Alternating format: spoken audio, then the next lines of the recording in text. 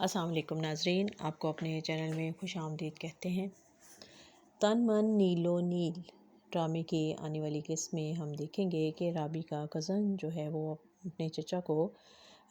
राबी की वीडियो के सारे कमेंट्स जो है पढ़कर सुनाता है और कहता है कि आप ये कहते हैं कि ये शरीफों वाली बातें हैं। और वो कहता है कि ये तेरा मेरा ना कर, क्योंकि राबी जो है वो तेरे माँ बाप की भी बेटी है। और जो सियासतदान जो है वो उसको जब पता चलता है कि ये जो वो अपने साथी से पूछता है कि क्या तुम्हें पक्का यकीन है कि वो सोनू ही है, तो वो कहता है कि हाँ, मैंने वीडियो में खुद देखा था कि वो सोनू ही था।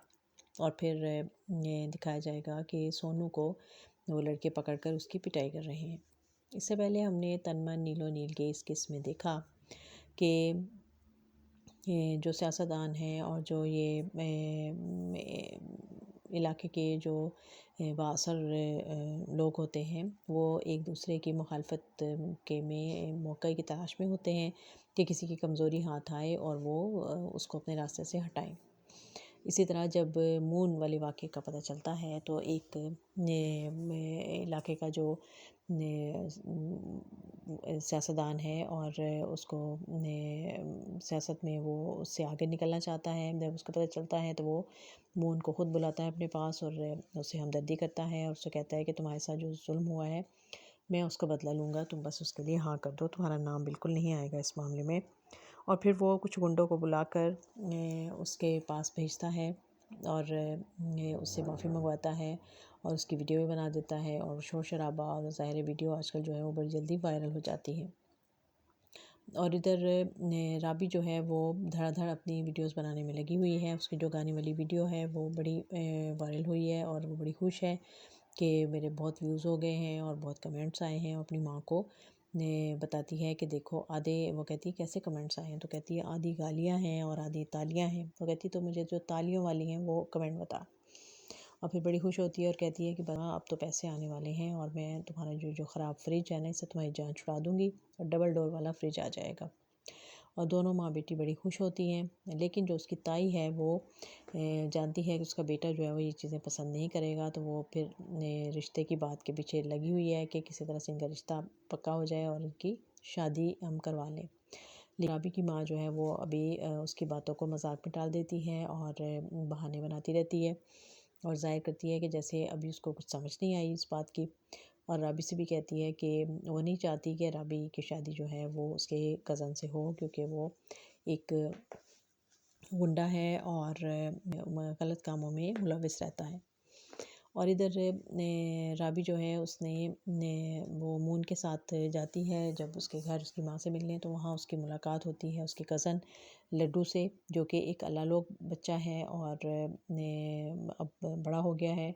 लेकिन वो अभी प्रॉपर तरीके से बात नहीं कर पाता और ज़हनी तौर पे बातें समझ तो लेता है, लेकिन अभी वो ना सही तरह बोल पाता है ना कुछ। लेकिन वो उससे मिलकर बड़ी खुश होती है कि ये तो बड़ा अच्छा है और बड़ी दुआएं देता है। और वो जैसे ही कोई बात सुनता है, माँ जो है, माँ दोनों माँ ने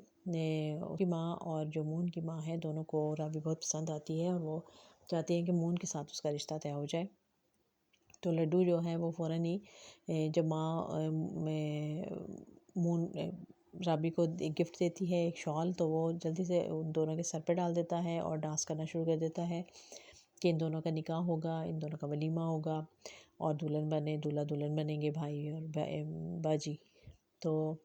वो बड़ी खुश होती है कि देखो मुझे तो ऐसा लग रहा है कि जैसे ये मेरा सगा भाई है। तो ये सारी हकीकत अब खुलेगी, क्योंकि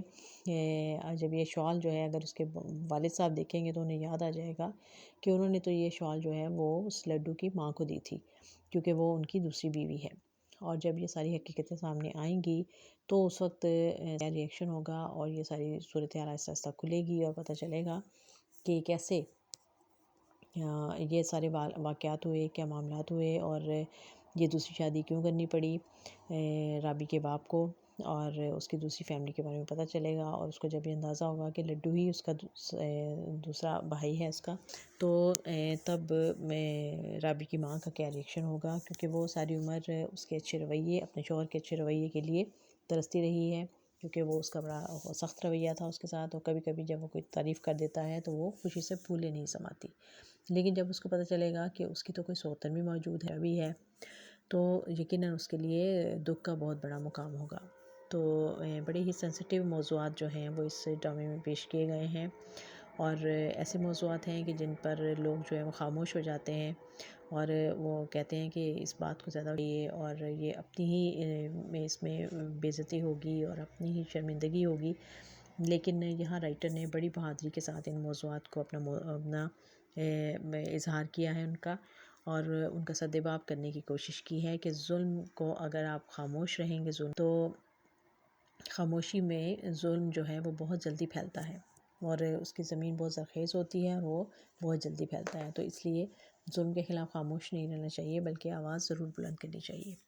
तो एक अछूते मौज़ू को लेकर ये ड्रामा बनाया गया है, और अदाकारों ने इसे इसको कमाल ड्रामा बना दिया है। तो देखते रहिए तन मन नीलो नील।